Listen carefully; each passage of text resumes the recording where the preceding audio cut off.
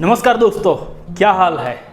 तो दोस्तों एक तरीके से आप कह सकते हैं कि 25,000 के बजट के अंदर Redmi K20 Pro अभी भी एक बेटर चॉइस है OnePlus Nord के मुकाबले। दोस्तों आपका बजट 25,000 के आसपास है, आप कंफ्यूज है OnePlus Nord 5G ले या फिर एक साल पहले लॉन्च हुआ Redmi K20 Pro ले। तो क्या Redmi K20 Pro OnePlus Nord का सही ऑप्शन है? इस वीडियो को अंत तक देखिए, आपको पता चल जाएगा। दोस्तों OnePlus Nord 5G अभी लॉन्च हुआ है, Redmi K20 Pro पहले अगले साल लॉन्च हो चुका था, लेकिन फिर भी Redmi K20 Pro के कुछ ऐसा स्पेसिफिकेशन है जो अभी भी 2020 और आने वाला 2021 में भी उसको एक खास बनाता है। दोस्तों अगर हम बात करें इसके हार्ट और प्रोसेसर की, तो यहाँ पे Redmi K20 Pro का जो प्रोसेसर आता है Qualcomm Snapdragon 855, दोस्तों वह प्रोसेसर OnePlus Nord का जो प्रोसेसर है Qualcomm Snapdragon 765G उससे भी ज़्यादा पावरफुल है। आप कहेंगे क्या बहकी बहकी बातें करते हैं। दोस्तों सही बात है, Redmi K20 Pro का प्रोसेसर OnePlus Nord से पावरफुल है, क्योंकि जो 855 प्रोसेसर आता है उसके अंदर जो हमको Cortex कोर देखने को मिलता है A76, उसकी जो क्लॉक स्पीड है Redmi K20 Pro के अंदर ज़्यादा देखने को मिलती है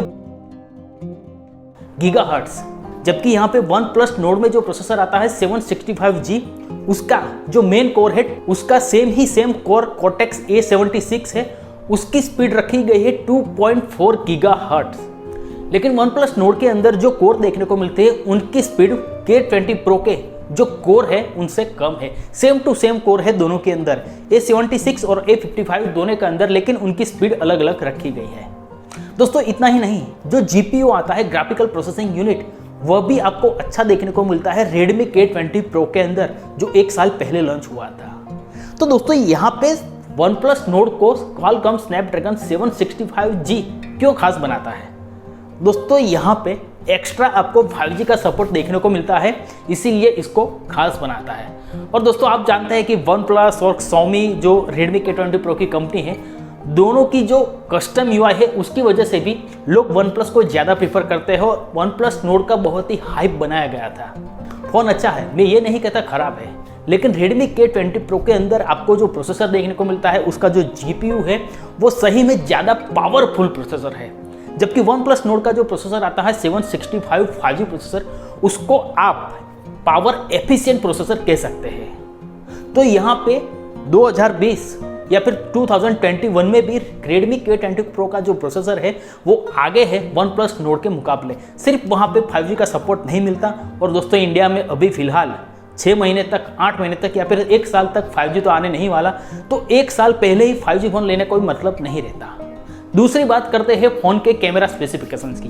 दोस्तों Redmi K20 Pro एक साल पहले लॉन्च हुआ था, फिर भी आपको वहाँ पे जो कैमरा सेंसर देखने को मिलता है Sony IMX586 same to same camera sensor उसी 48 मेगापिक्सल कैमरा के साथ OnePlus Nord में भी देखने को मिलता है।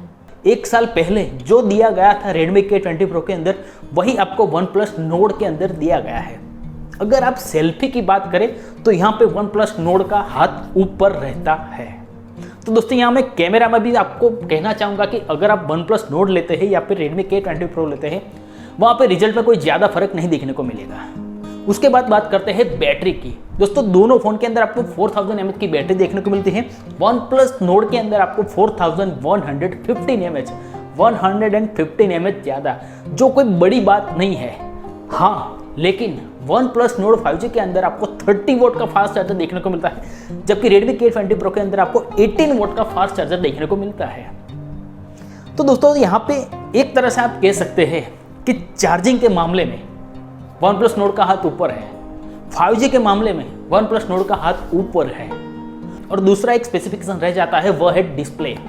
दोस्तों डिस्प्ले दोनों फ़ोन को एमोलेड डिस्प्ले देखने को मिलते हैं, बहुत ही अच्छे, लेकिन OnePlus Nord के अंदर आपको 90 हर्ट्ज का रिफ्रेश रेट देखने को मिलता है एमोलेड डिस्प्ले के अंदर।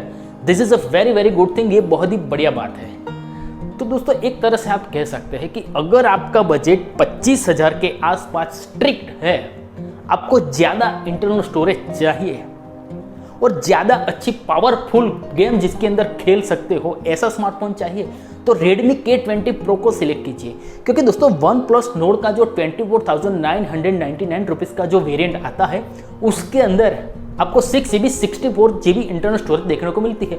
उसके अंदर जो प्रोसेसर देखने को मिलता है इस साल वह पहले लॉन्च हुआ Redmi K20 Pro के प्रोसेसर के मुकाबले थोड़ा कम पावरफुल है। Redmi K20 Pro का जो प्रोसेसर है वो ज़्यादा पावरफुल है, वहाँ पे सिर्फ आपको 5G का सपोर्ट देखने को नहीं मिलता। उसका GPU जो गेमिंग खेलने के अंदर ज़्यादा काम आता है वह भी ज़्यादा पावरफुल है Redmi K20 Pro के अंदर। और कैमरा तो दोनों फ़ोन के अंदर पीछे के कैमरा सेम टू सेम देखने को मिलते हैं, लेकिन जो गेमिंग का एक्सपीरियंस है वो K20 Pro के अंदर ज़्यादा रहेगा, क्योंकि OnePlus Nord का जो प्रोसेसर है वो पावर एफिशिएंट प्रोसेसर है।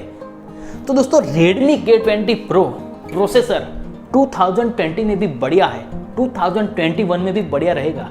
तो दोस्तों एक तरीके से आप कह सकते हैं कि 25,000 के बजट के अंदर Redmi K20 Pro अभी भी एक बेटर चॉइस है OnePlus Nord के मुकाबले।